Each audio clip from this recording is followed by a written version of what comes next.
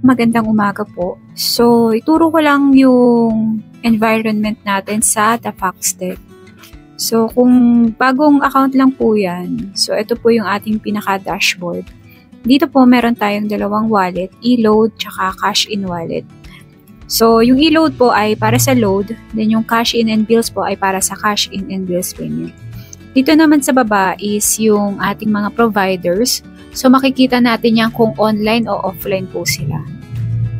And then, kung bagong account nga po is kailangan natin i-accept yung license. So, click nyo lang po itong pangatlo dito sa baba. Tapos, transfer logs. Sa transfer logs po, may naka-pending po dyan. So, halimbawa po ito, pending. Click nyo po yung 3 dots, tapos click accept. Yan. Then, click nyo lang po yung yes. Yan. Pagka-accept po nyan, so, yung account nyo po is nakalink na po siya sa yung machine nyo at yung account nyo ay magkalink na after natin siya i-accept. So, ang next naman natin is yung paglalagay po ng load wallet.